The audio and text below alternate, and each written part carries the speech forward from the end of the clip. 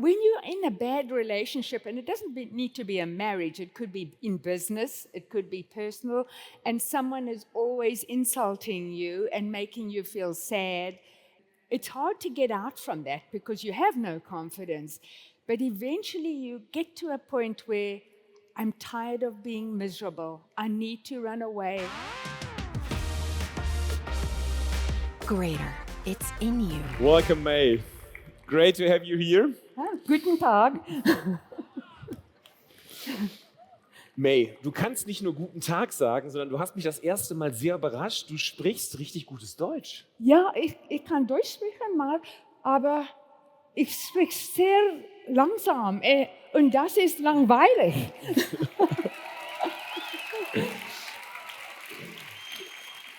Das musst du uns erklären. Du hast vor 30 Jahren mal in Deutschland gelebt. Ja, ich habe Deutsch gelernt für 3 Monate und danach, ich habe keine Gelegenheit zu üben.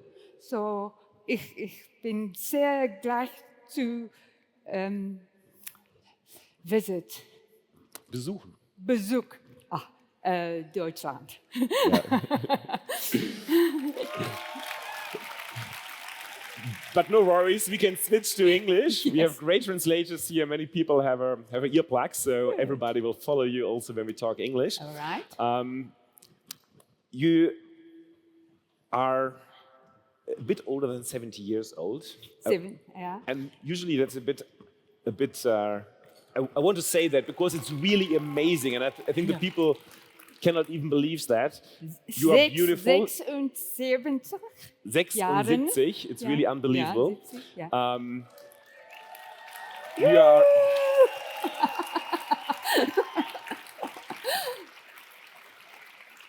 are. You are a model, so you are flying through the world.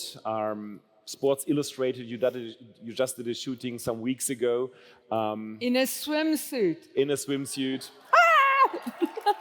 You're flying all over the world. I think you're the most known model in your age, so it's really impressive. But you have really a long history of having a successful and happy and fulfilled life. And when we're going back some centuries ago, you grew up in Canada. No, I was born in Canada, grew up in South Africa. Yeah. So you grew up in South Africa. You had a husband. You had your first child. Maybe bring us into that time, because I know that the first years of having a family was a very tough time for you, and you haven't been that happy as you are obviously right now. Yes. Well, when I was asked to write a book about my life, I thought, well, it's all glorious and flowers and butterflies and happy person. And then my children said, you've got to talk about your struggles. And I said, no, nobody must know that I struggled. And then I did it. When you write a book, you actually just dictate it and it gets transcribed. So then I'm reading it with a publisher. And I said, take out all the sad parts. And they said, no, people will relate. And so I kept them in. And it seems that although I had a dreadful marriage, other women have had it worse. And even men can have bad marriages. It's not only women. But I think I've caused a lot of divorces after my book. Yeah, you have been inspired. You inspired a lot of people to fight for their rights and stand up, and also question that maybe people have negative impact on your life. So how was the situation for you at that time? I know that there have been many doubts and many things that you don't think that you really, that you don't really have the chance to be successful and have a self-fulfilling life. Yes. What happened? When you're in a bad relationship, and it doesn't need to be a marriage, it could be in business, it could be personal, and someone is always insulting you and making you feel sad and losing all your confidence, it's hard to get out from that because you have no confidence. But eventually you get to a point where I'm tired of being miserable. I need to run away. And I ran away with my 3 children. And it was unusual in those days. I was 31 years old. it was unusual for a woman to leave her husband. And no matter how much I suffered financially, because I did for a long time, I wasn't married to a monster, you know. So every day was better. So there was a lot of violence and Yes. also abuse in a certain way. We don't want to go too much No, into we don't do details, that. but how did you free up from such a difficult situation after so many years? Because, I mean, it's important to have enough money to feed your kids. The laws in South Africa at that time didn't make it easy for you to really free up out of such a situation. How did you make it? Well, first of all, I had savings because I'd worked as a dietitian and a model. But what you forget is that when you open your savings, your husband has signing rights as well. So he stole all my savings, and so I had to start from scratch. And you know, you can live on much less. So my children went to public schools. There were school uniforms secondhand, which was very inexpensive. Public school is very inexpensive. We never went out for dinner. We didn't go out to the movies. We pretty much, I worked long hours as a dietitian, a model, and a speaker. And nobody knew I was suffering because I still felt I was better off than when I was married. And so you just know that as a dietitian, I knew how to feed my children on a very low budget and very healthily, so I did that. And at my 70th birthday party, my kids all wanted to say something. So Kimball said, well, she was such a bad cook. That's why I learned to be a chef, because I loved cooking for the family. And Tosca was said that she always wanted white bread and apricot jam, but the government subsidized brown bread. So we only had brown bread and strawberry jam, which was cheaper. So she could, until we made some money, she couldn't have her favorite sandwich. And Kimball also said, my bean stew, he just had to run away from that. And then Elon said he would ask me for Cocoa Pops all the time, but that was more expensive than Raisin Bran, and it was not as healthy. And I said, I didn't even hear them complaining because there was no option. I couldn't afford what they wanted to eat, and it was just fine. So, I mean,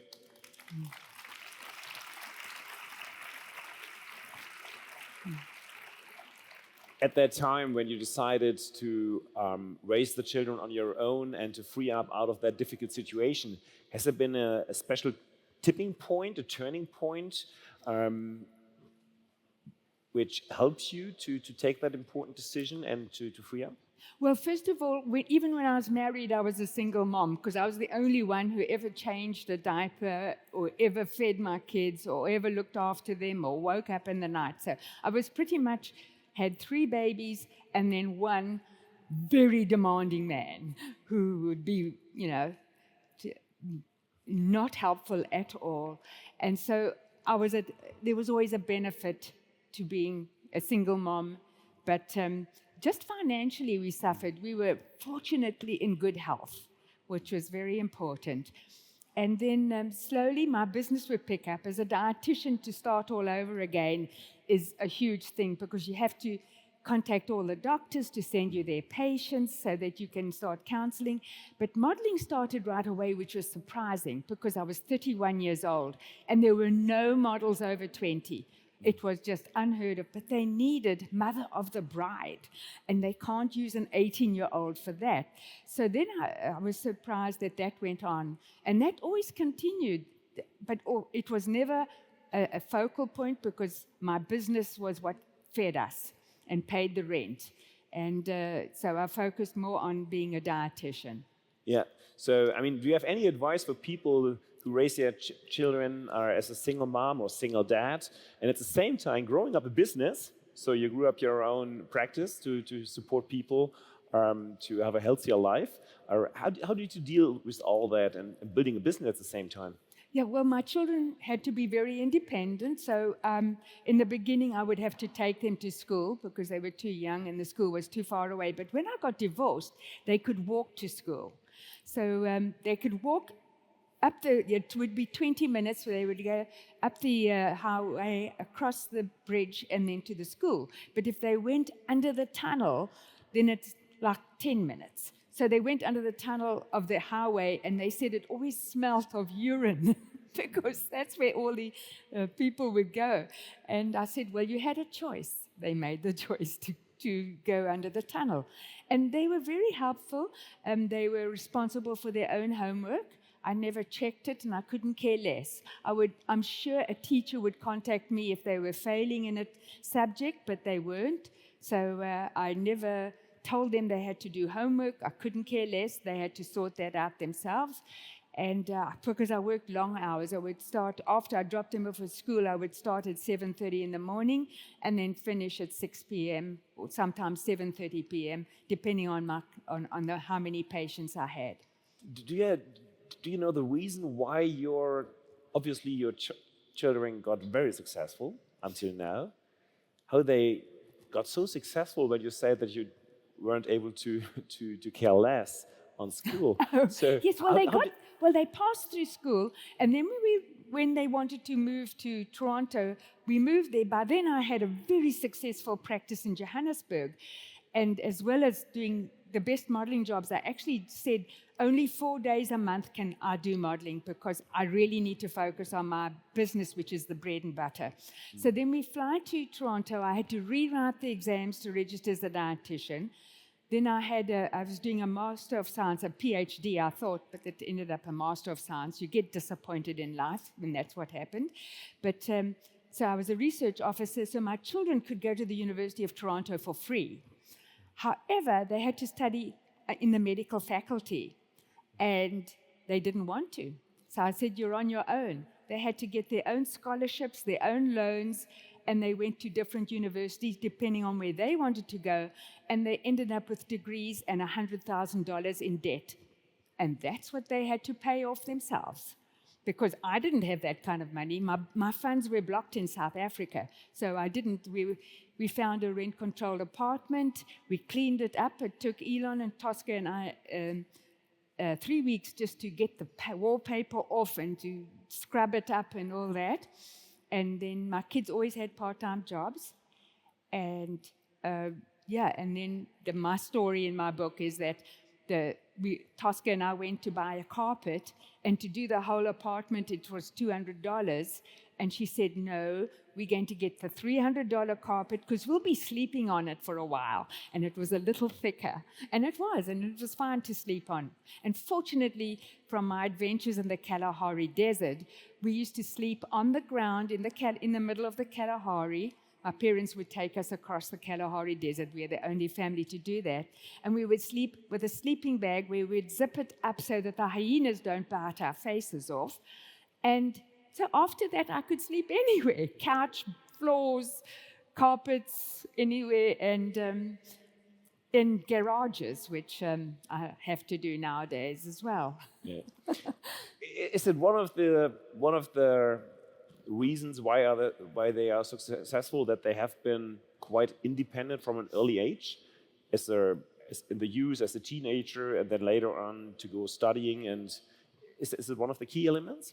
Well, I'd like to take full merit for having 3 fabulous children, but they pretty much did their own thing, and I let them do what they wanted to do.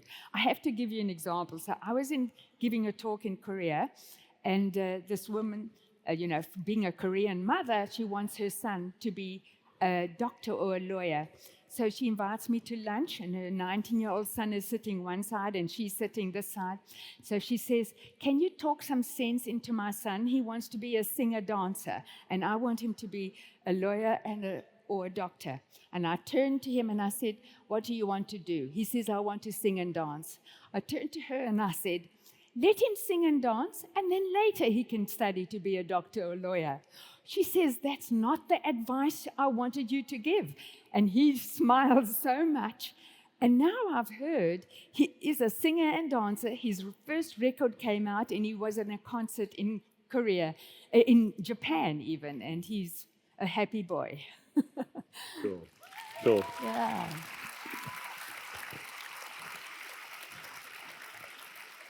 So When I read your book, you told a couple of really funny stories about the first companies your children found. I think it was already in the Silicon Valley area in California. Yes, yes. And you have been one of the first investors. So you Yes, financed of more or less the course. life of your Of course. children at that time. Yeah, well, the reason was I was in Toronto and I built this big practice, 2 offices, 3 dietitians working for me. And for the first time I had savings. I had $10,000. And so I wanted to put down a deposit on and to buy a small house, and then that would be my home and my office. And I went to the bank, and then I didn't hear from them. Because you can put down 5% in Canada. So I went back to the bank manager and I said, "Why didn't? Where's the approval?" And they said, "You were declined." And I said, "Why?" They said, "Because you have to have consistent high income, and you haven't had it consistently." I said, "But you see me modeling in the shopping mall in front of you. You know I work so hard." And I couldn't get that. But the good thing was, then that $10,000 went to Elon and Kimball's first company, which was Zip2.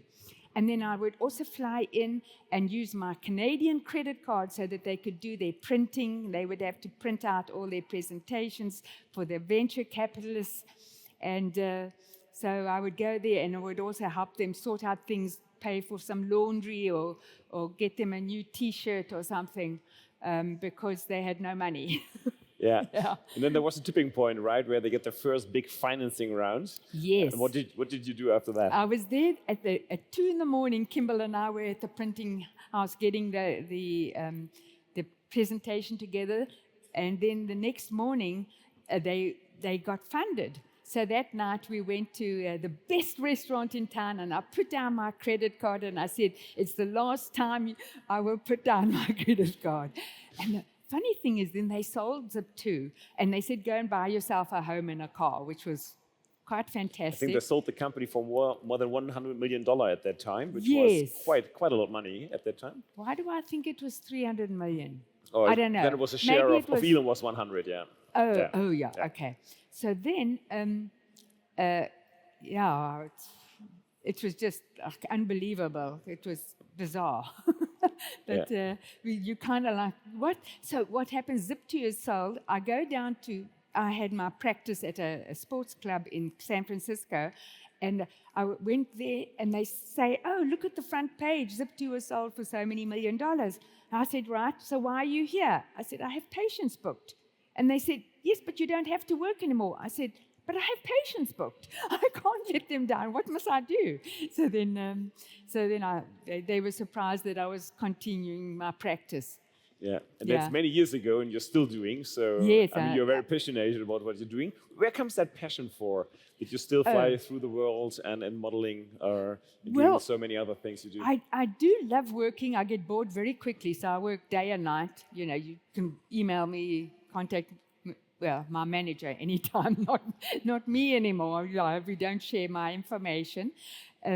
But I have always loved doing fun stuff, you know, and wanting to do things. And I've really enjoyed having my private practice. However, I had to stop that because then people would bring in photos of me from magazines and want me to sign it. And they would just walk in while I'm seeing another patient. And I can't have that. And then they would bring gifts for Elon. And I can't do that either when I'm busy counseling. So that stopped. But then speaking engagements took over, as well as modeling started improving, and I didn't expect that in my late 60s.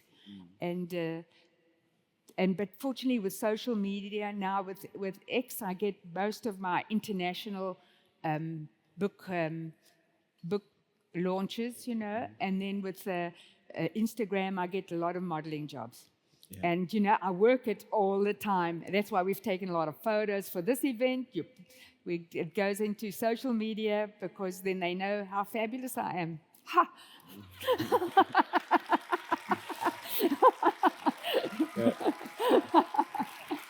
Maye,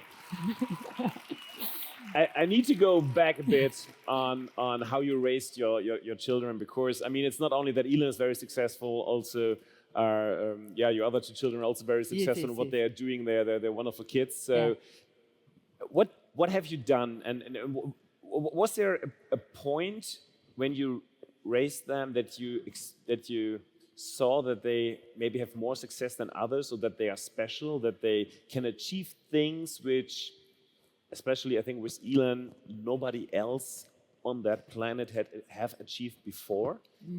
Have you seen that at a certain age, or was it also a big surprise to you when you see all the successes of the last years? Well, you know, Elon was my genius child, but because he was shy, and those of you who have shy geniuses, they can sometimes grow and do very good stuff, or they can just do genius stuff, but they're too shy to come out and show what they can do. And I think what he's done mainly, because of course I love to sit in on meetings when he's meeting with his engineers or staff, and they all seem to be the same, socially awkward but brilliant and excited and loving what they're doing. Because I would sit in, every hour it would be different engineers or different people from the different parts of his business, and one would be about, you know, the tires of the Tesla, or the body of the Tesla, or the doors, or the handles, or anything like that. And the engineer would have some ideas, and Elon would say, and less screws on the door, and he says, the less the better. And then they were so excited that they can make a change. And I love to sit in those meetings because, as I say, they all seem to be very smart. And then with SpaceX too, I sit on a meeting, the boring tunnel as well, you know. And I just love sitting on. I just sit quietly at the back, and I'm very proud of that. But was there a time when they have been young that you saw that they are special, that they can achieve something in life? Well, Tosca was always into movies, so she loved movies. She studied film, and then when she graduated, she worked in the movie industry. But the movies were always like violent and violence to women, and she didn't like that. So that's why she started her own streaming platform, Passionflix, and that's where it's best-selling romance novels, because we, you know, still would like to think there's still a romance in this world.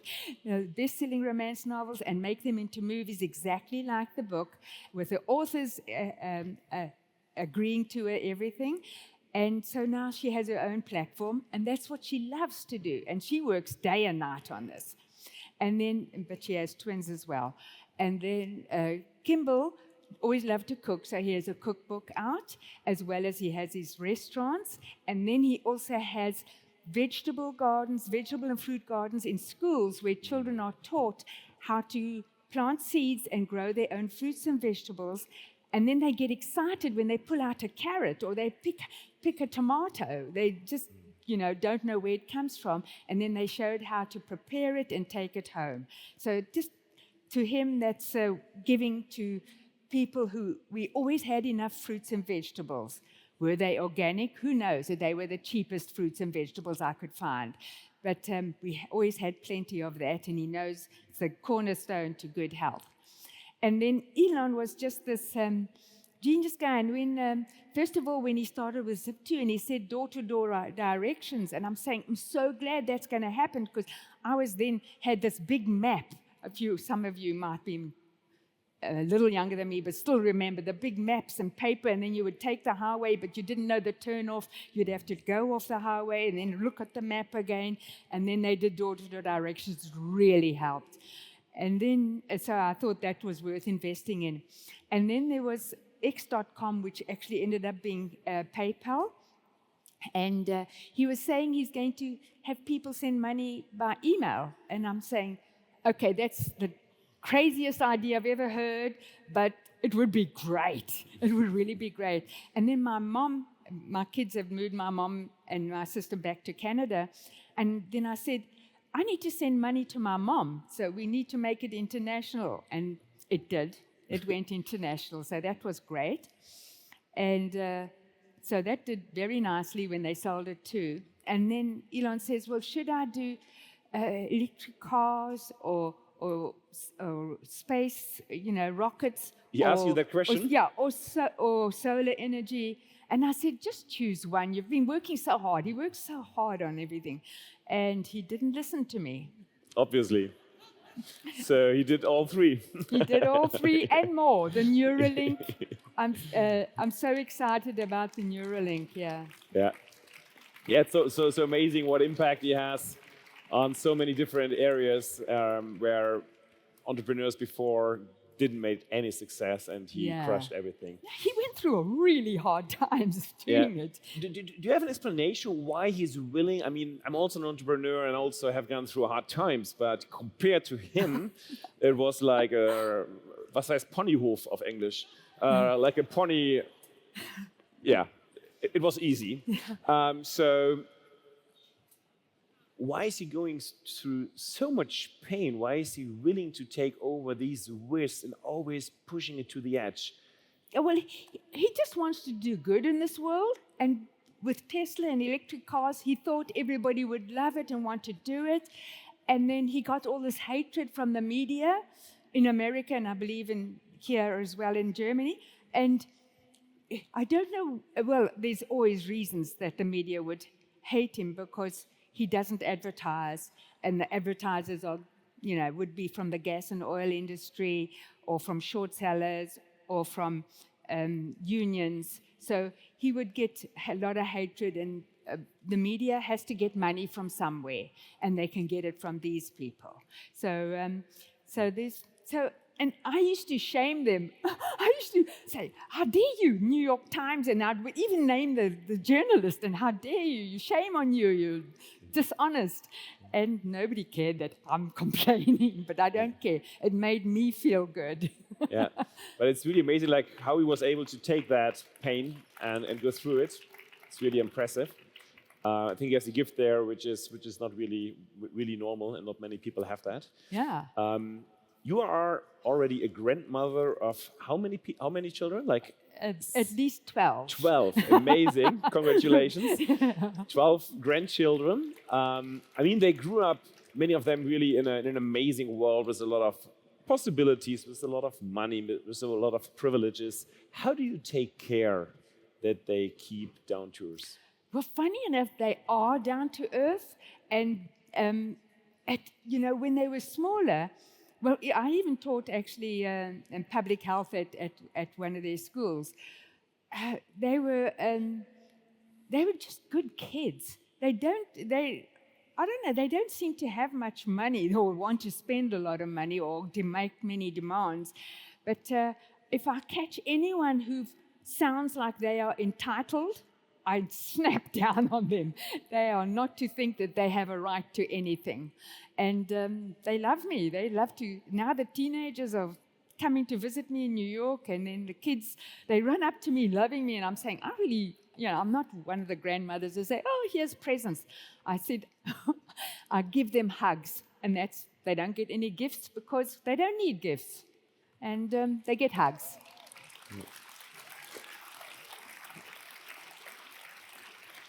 May we talk here a lot on the Greator Festival about living the dreams we have, having a vision, creating visions, and going for that vision. What is your vision in life still for the next years and centuries you're having ahead of you? I'm really living the dream. I never knew my book would be in 100 countries and 32 languages and best-selling. I never thought my story was important. And then when it comes to speaking, I'm speaking around the world. And living this life, without always marketing myself, although I spend a lot of time on social media because it's free advertising. You really should all go that way. It's worth it. And then when it comes to the modeling, I've become a supermodel. You can't make that up. I'm on covers. I think I'm on 40 covers of magazines already, and I just did 3 in New York, and now I'm going to do 1 in Portugal, and probably 1 in Greece. I mean, they just want a woman of 76, and they make me look fabulous. I told them, retouch as much as you like. Mate, thank you very much. It was really an honor to have you here. Okay. And it's really, I think you're an inspiring example. You see that? You get that feedback from the crowd. Okay. Stay as you are. Thank you very much. Maye Musk. Okay. Thank you. Bye-bye.